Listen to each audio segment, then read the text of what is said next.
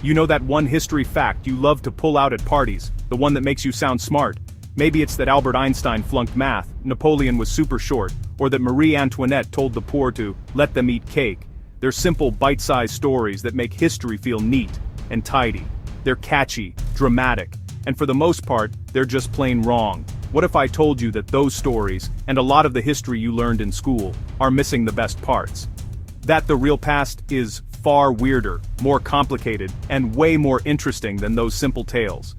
Well, get ready to rethink some things, because we're about to debunk 7 popular myths your teachers probably taught you. So, 7. Historical facts your teachers got wrong. Medieval people believed the Earth was flat. Let's kick things off with a big one, a myth so common it's become shorthand for ignorance. The idea that everyone in the Middle Ages, right up until Columbus, thought the Earth was flat. We've all seen the cartoons of sailors terrified, they'll sail off the edge of the world. It's a powerful image, but it depicts a belief that almost no educated person actually held. The truth is, knowing the Earth is a sphere is ancient history. The Greeks figured it out as early as the 6th century BCE. Thinkers like Aristotle even offered clear proof, pointing out that the Earth casts a curved shadow on the moon during an eclipse, and that when a ship sails away, you see the hull disappear over the horizon before the mast does. This knowledge was never really lost. Throughout the Roman Empire and the Middle Ages that followed, pretty much every scholar who wrote about the natural world just accepted that the Earth was a globe. It was basic stuff. So, where did we get this myth? Mostly, it was invented in the 19th century by writers like Washington Irving.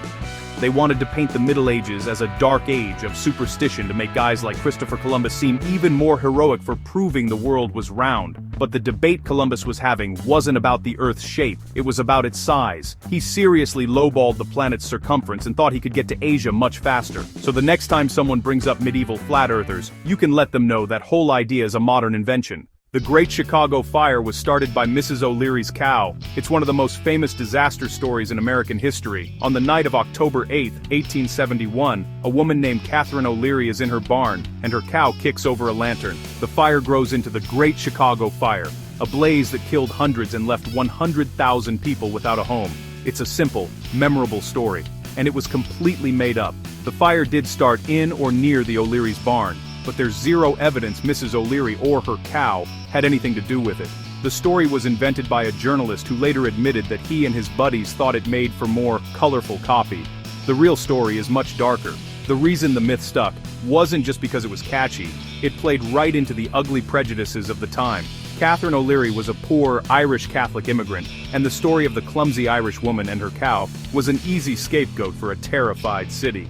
She was publicly blamed for decades, all because of a lie told to sell newspapers. The official inquiry at the time cleared her of any wrongdoing, and we still don't know the true cause of the fire. The cow makes for a good story, but the reality is a much sadder tale about scapegoating and media hype. George Washington had wooden teeth picture. George Washington, you see the guy on the $1 bill, right? And you've almost definitely heard that his tight-lipped expression was because he was hiding a set of goofy wooden teeth. It's classic American trivia, but it isn't true. George Washington never had wooden teeth. The reality, though, is somehow even more horrifying. Washington had awful dental problems his whole life, losing his first tooth when he was just 24. By the time he became president, he only had one of his own teeth left. To get by, he had several sets of dentures, but they were made from a nightmare list of materials, a lead and hippopotamus ivory base, held together with gold wires and steel springs. And the teeth? A mix of horse teeth, donkey teeth, and most disturbingly, human teeth. Records show Washington actually bought teeth from his own enslaved workers, a truly grim fact of life in the 18th century. These dentures were apparently so painful, they inflamed his gums and distorted his jaw, something you can actually see in his portraits. The wooden teeth myth probably started because the ivory would get stained and cracked over time, giving it a grainy, wood-like look. Speaking of shattering what you thought you knew, if you're enjoying this historical deep dive, do us a quick favor and hit that subscribe button and give this video a like. It helps us out a ton and guarantees you won't miss our next video as we dig up more hidden truths from history. The pyramids were built by slaves. The image is burned into our brains by movies, thousands of slaves in rags, dragging giant stones across the sand, while a cruel overseer cracks a whip. For decades, the story has been that the Great Pyramids of Egypt were built by enslaved people, often specifically Jewish slaves. This is one of the most stubborn myths in all of history, and it's completely false. The pyramids were not built by slaves. In fact, the idea of Jewish slaves building them is historically impossible. The Great Pyramids at Giza were built during Egypt's Old Kingdom, around 2550 to 2490 BC. The biblical story of the Jews in Egypt is set more than 1,000 years after that. The myth seems to have been pushed into the modern world by various sources, including comments by a former Israeli prime minister in 1977. So, who did build them? Skilled, paid Egyptian workers.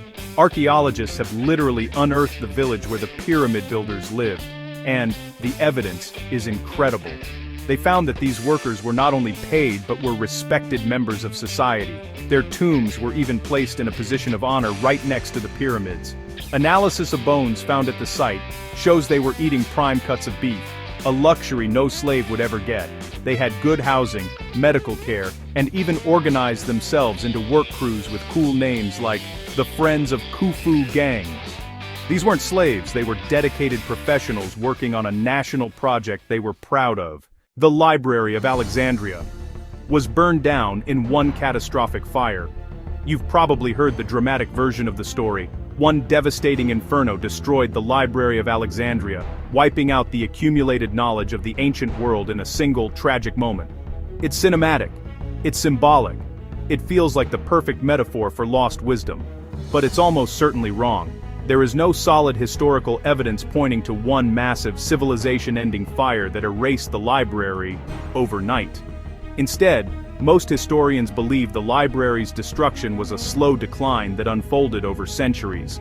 The idea of a single catastrophic blaze is more legend than documented fact. Yes, Julius Caesar likely caused a fire in Alexandria in 48 BCE during his military campaign, and some ancient sources suggest that parts of the library, or nearby storehouses of scrolls, may have been damaged. But even if that incident destroyed some texts, it almost certainly did not eliminate the entire institution. The reality is far less dramatic and far more complicated. The library likely suffered from repeated blows over time. Political instability as control of Egypt shifted between powers, reductions in state funding, internal conflict, and later religious tensions as pagan institutions fell out of favor. Institutions like the library don't usually vanish in a single night. They wither. Scholars disperse. Collections are neglected, buildings decay. The myth of one great fire survives because it's emotionally powerful. A single flame feels more tragic than centuries of decline. But history is rarely that tidy. The Great Wall of China is visible from space. Almost everyone has heard this fact. The Great Wall of China is the only man-made structure visible from space. It sounds impressive, almost poetic, a structure so vast it can be seen from orbit, but the truth is far less dramatic. While the Great Wall stretches over 13,000 miles across northern China, it is relatively narrow, often only about 20 to 30 feet wide, and built from materials that closely match the surrounding landscape. From low Earth orbit, it blends into mountains, deserts, and plains. To the naked eye, it is extremely difficult to distinguish. Astronauts have repeatedly addressed the myth. Many have said that without magnification or ideal lighting conditions, the wall is nearly impossible to spot. In fact, large cities, airports, highways, and agricultural patterns are often much more visible from space than the wall itself. Even Chinese astronaut Yang Liwei confirmed after his 2003 mission that he could not see it from orbit. So, where did the myth come from? Ironically, it began centuries before humans ever went to space. Writers in the 18th and 19th centuries speculated that the wall might be visible from the moon, a claim made long before orbital photography or astronaut testimony existed. It sounded grand, and it spread through textbooks and trivia books without being seriously questioned. The irony is striking. The Great Wall is one of humanity's most extraordinary engineering achievements, and yet it became famous for something it doesn't actually do. The Titanic was advertised as unsinkable. The story is the perfect fable of human arrogance. The White Star Line builds the biggest ship in the world and boasts that it's unsinkable. Then, on its very first voyage, it hits an iceberg and becomes the most famous shipwreck in history. The irony is just too perfect. And that's the problem. It is too perfect. The idea that the Titanic was widely advertised to the public as unsinkable is a myth that was mostly cooked up after it sank to make the story even more dramatic. The ship was praised for its cutting-edge safety features, like its 16 watertight compartments. But the company, White Star Line, never actually used the word unsinkable in its public advertising. Instead, they used very careful, qualified language, a promotional brochure called The Ship and Its Sister, designed to be unsinkable, while industry magazines referred to them as practically unsinkable. The bold, absolute claim of unsinkable was mainly pushed by the media in the aftermath of the disaster. Reporters jumped on the dramatic irony, and survivors, caught up in the story, remembered feeling totally safe.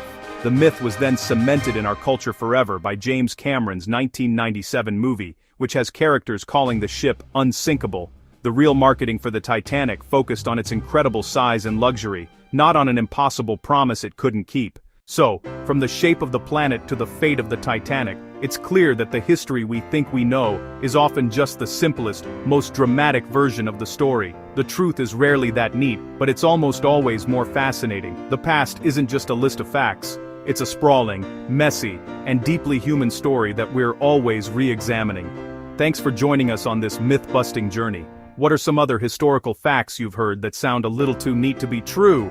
Let us know in the comments below, and don't forget to subscribe so you can join us next time as we keep digging into the past.